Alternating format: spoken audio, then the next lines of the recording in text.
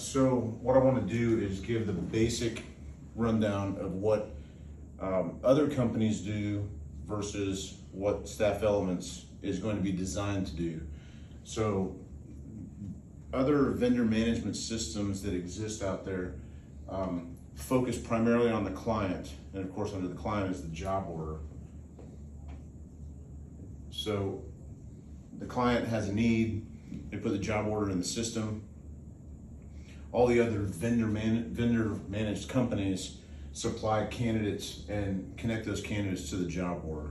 One of the biggest problems that we experienced anytime working with a vendor management system, working with just a regular client that doesn't use a vendor management system, is the identification of a candidate, and then that candidate being represented by 2 or 3 or 4, however many different companies that they've sourced that candidate from, whether they source them from Indeed or Monster or whatever resume search engine that they have available. They can identify this candidate and submit them into the system. One of the problems that we have experienced historically in this example is the candidate may or may not have given authorization to the staffing company in the conventional sense, whether it's with traditional VMS or if it's with without a VMS. So one of the areas that we want to focus on as it relates to Staff Elements is this being more candidate centric. So everything is built around the candidate's availability, the candidate's willingness to work with a particular vendor company, and then want to be submitted to that client. One of the things that I've talked about as we've kind of done some different iterations of the vendor management system as it relates to Staff Elements is have the candidate give authorization to the staffing company. And one scenario, much like when you go to the bank, and I was in Bank of America yesterday and they needed to verify who I was. So the teller behind the counter submitted a verification request through my phone, and I had to give her a 6-digit number when it showed up on my phone because that phone's linked to my account. So very similarly, what I'd like to be able to incorporate into Staff Elements is that piece where the candidate authorizes the staffing company to work with them and create a more secure relationship so that a staffing company can't just simply go out, find a candidate's resume online on one of the resume search engines, load it into Staff Elements, and then submit it to the job order without that candidate being aware of it. And that's probably, one of the biggest problems that exists in our industry because it creates a more secure ownership of a candidate. So if a candidate is, let's say the candidate's a nurse and the candidate has a resume out there, everybody needs to hire nurses. We want to take and create a more secure relationship where the candidate authorizes staffing company to use their information to submit against the job that they've heard about, okay? So when a candidate is in the system and is matched or is going to be matched to an open requisition, and figuring out exactly where in the tree that this is going to occur is something we'll have to discuss. But it would appear to me that if a candidate is going to be entered into the system and represented in the system by staffing company A, an authorization text would go to their phone that's connected into the candidate profile, and they would allow staffing company A to have access, and staffing company A's access would only allow them to submit to job order number 1, 2, 3, 4. It doesn't give them carte blanche to submit to 15 job orders, right? If the system has multiple jobs that candidate fits, we'll have to create, and walk through the scenario that tells us how this candidate may be submitted against multiple job orders from the staffing company. But the whole purpose behind Staff Elements, like I said initially, is for it to be a candidate-centric model. Like it has to evolve around the candidate and not evolve around the client. Understanding that the client has the greatest need, or the candidate wouldn't even need to exist. But with the candidate-centric model, we don't have, first of all, we're not gonna have multiple candidate profiles for the same person. So if Jane Doe puts her information in the system, it's the same information across the whole platform. And we'll have to go into some deeper details. I'm trying to just hit some surface understanding right now but the candidate information is going to essentially be unlocked for the staffing companies if a candidate profile already exists inside of Staff Elements. So there's two ways candidate information can be put into the system, and either the candidate enters the information or the staffing company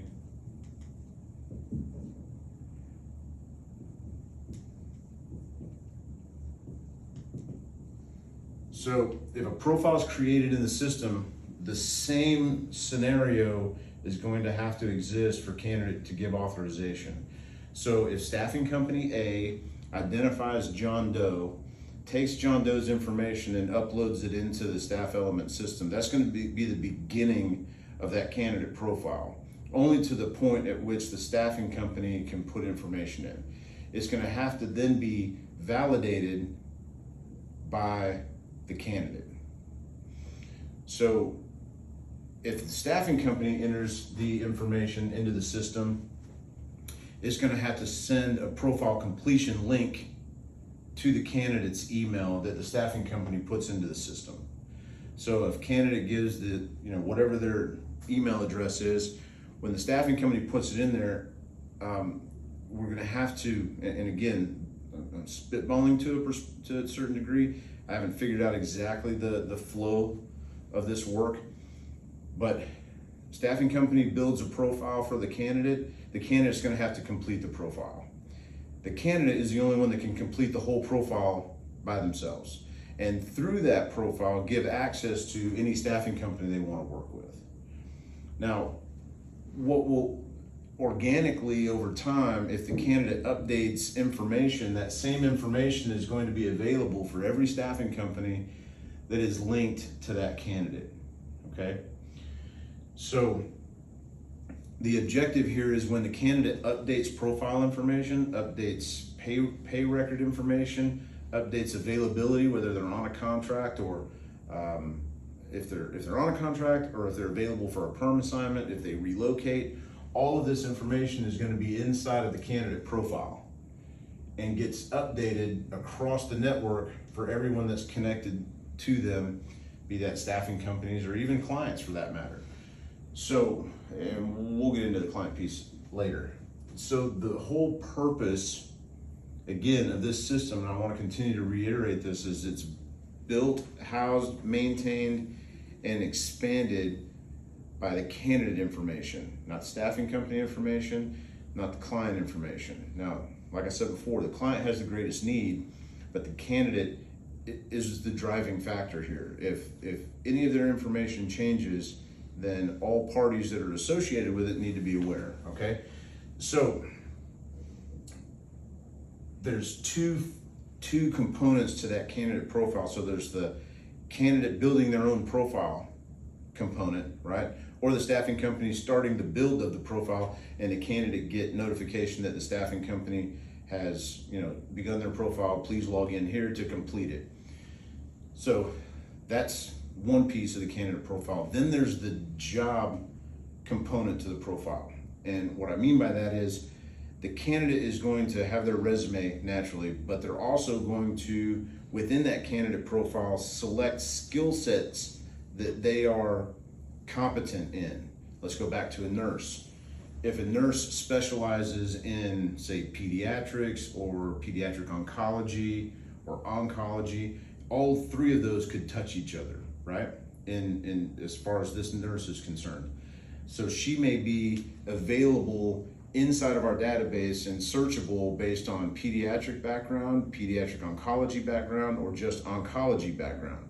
So she has those 3 disciplines that she could make herself available in the system for.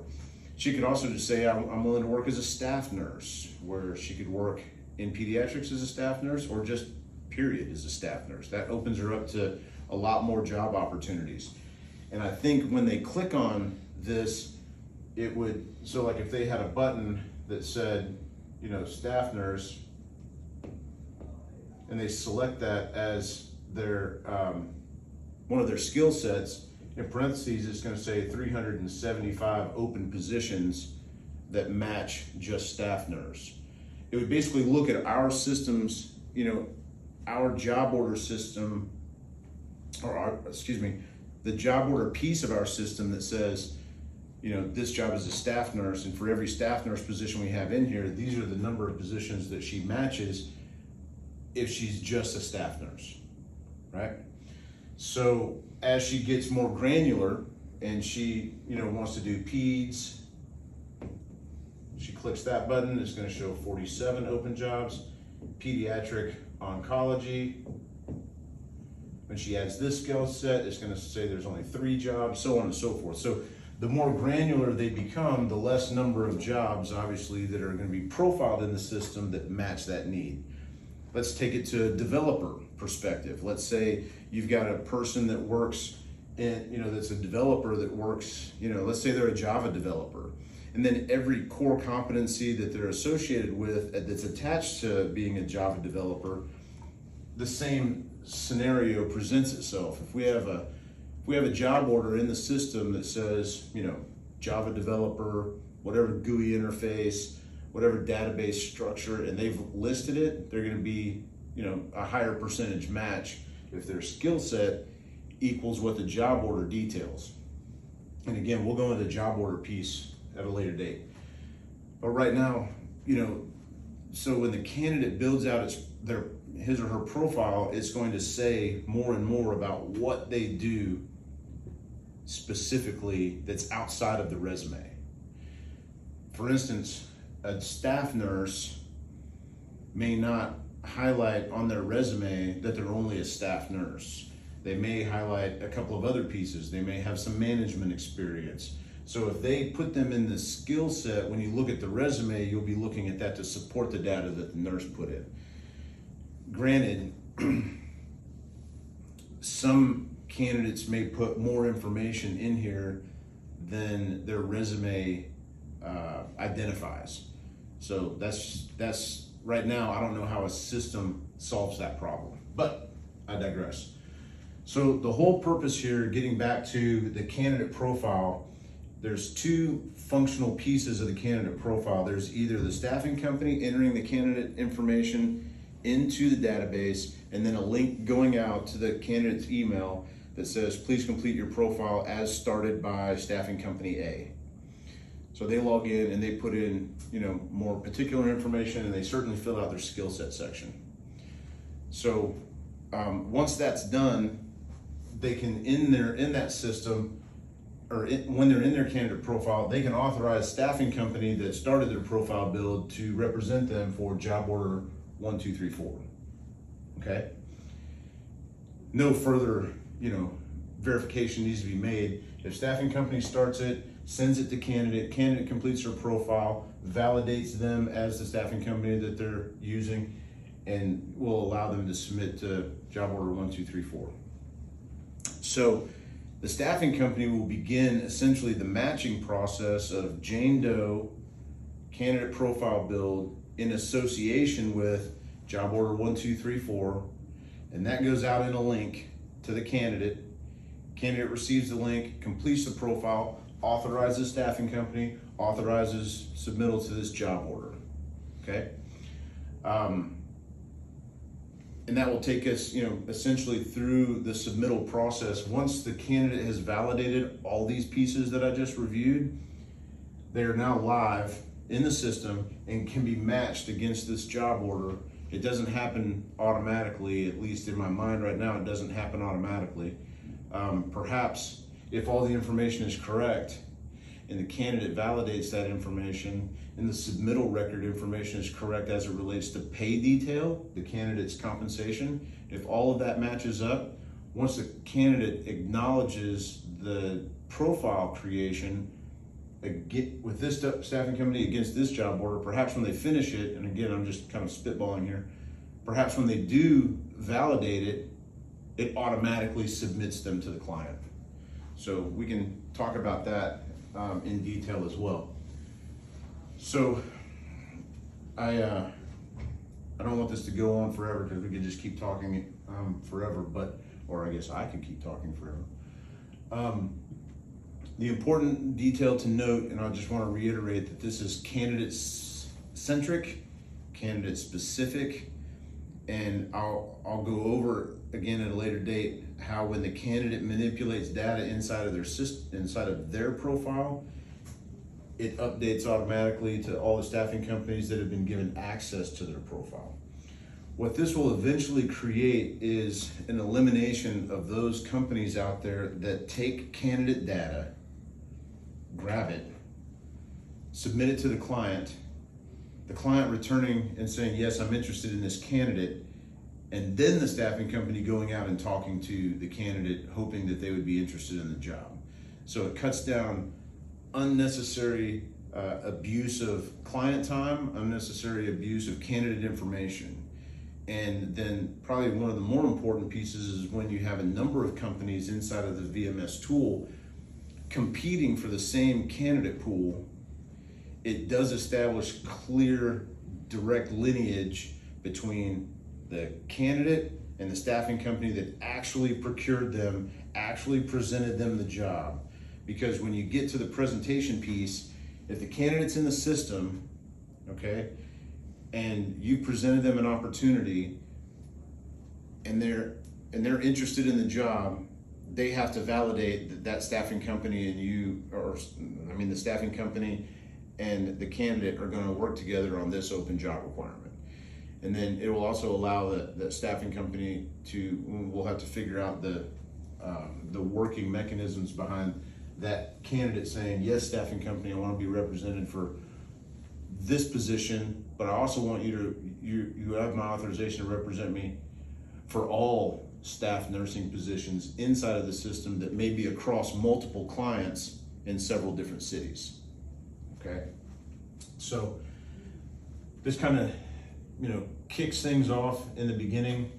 I know there's a lot of detail that we can cover as it relates to the system as a whole, but the primary thing that I wanted to discuss here was the system has to be candidate centric. So we have to get our brains wrapped around everything in the system working with the relationship that the system has, the staffing company has, and ultimately the client has with the candidate. I do not want this system to have multiple profiles of the same candidate. It can't work if it has multiple candidate profiles. There's one candidate profile, that's it. Now the candidate should be able to represent themselves in multiple capacities. And here's what I mean by that. If this person, let's going back to the nurse model, if they're a staff nurse, pediatrics, pediatric oncology, and they also have nurse manager, they also represent themselves as a nurse manager. Let's say there's 55 open positions as a nurse manager with some of these other key components or without. And again, we'll have to get into the insanity as it relates to how we map this in the system.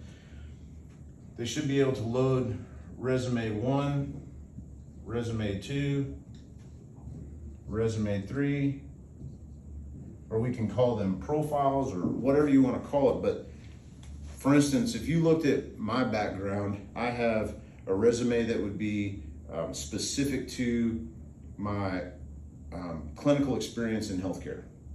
If I decided I wanted to go back into healthcare and work full-time as an employee and do some sort of healthcare work, it's all rich with my clinical background. It doesn't even mention staffing. Then if I wanted to just be a recruiter, I could have an entire resume that is just focused on Shane's career as a recruiter. And then if I have my, a third resume that's, less recruiting, less healthcare as it relates to day-to-day functionality, but more company building and executive leadership, then I would have a third resume that represented that. So perhaps we can, that we would be able to build out a job profile that says, as they're creating their profile, would you like to be considered for other types of roles? And so maybe we have, role 1 with resume 1, role 2 with resume 2, role 3 with, and I don't see a reason why that couldn't be, essentially unlimited. If somebody feels like they fit 10 different job positions, why couldn't they have 10 different? Obviously the resume is going to be different and the role is going to be different. And why couldn't they be searchable in our database for all of these different roles? So that's something to ponder as well. And the deeper we get into this, the more,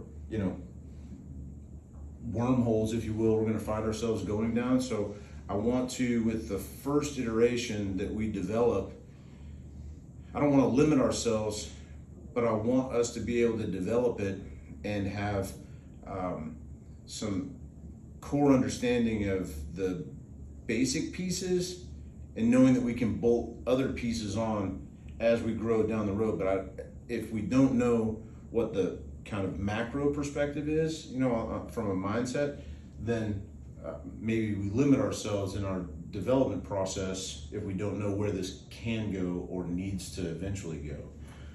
But so getting back to the candidate, as it relates to the profile building, there's 2 ways. Staffing company can open a profile and then a link gets sent and the candidate completes the profile. Or number 2, the candidate has already put a profile into the system. They're searchable in the system. Staffing company represents a job that they match. When they want to match them, they have to communicate with the candidate. And I don't care if it's email, text message, carrier pigeon, it doesn't matter. As long as when the submittal process is going to occur in this second scenario, the candidate has to authorize them access to submit them to the client. So the profile can be built by the candidate or the profile can be built by the staffing company. And we'll have to talk about how the candidate unique identifier takes place in the background that matches everybody and keeps everybody straight from a numerical perspective, because that is going to be important when we get into the invoicing process, the time card process. So there's a wealth of additional information, but right now, all we're talking about for the purposes of understanding the core component of the system is it's candidate-centric. Candidate can build a profile, staffing company can build a profile, and obviously the VMS, core VMS company itself, Staff Elements, the users are super users and they can build out profiles if necessary. If there's some issue, they can actually take time out and build it. But as far as operating in a normal organic environment, organic staffing company environment, candidates sitting on their couch building a profile, those are the 2 entities that are going to have most of the candidate building capabilities. But like I said, the staffing company builds it to a point, link goes out, candidate completes the profile, validating everything the staffing company's put in, builds out additional roles if they want to with additional resumes attached, becomes more granular in their specific skill set capabilities, and grants access to the staffing company to submit them, or once they complete the profile, in the example I used earlier, once this link goes out, they validate all the candidate information of themselves. Once that is complete, it submits them to the job order. So, and we can answer questions about that when we're on the call tomorrow. So, I'd say for lack of better definition at the moment, that's going to wrap up the candidate piece. And we'll go into greater detail as it relates to the candidate piece on the call, but we'll also go into greater detail in the additional iterations of what the candidate profile is going to look like. But this, I think, gives us a good head start from a macro perspective, allows us to understand certain pieces of the functionality, the importance of the candidate profile creation, but then the staffing company profile creation, and then the link that goes out to the candidate to complete the build out of the candidate profile. So until next time. Did it finish? Did it stop? Yep, 25 minutes. But still on. Hmm? Still on. Still recording?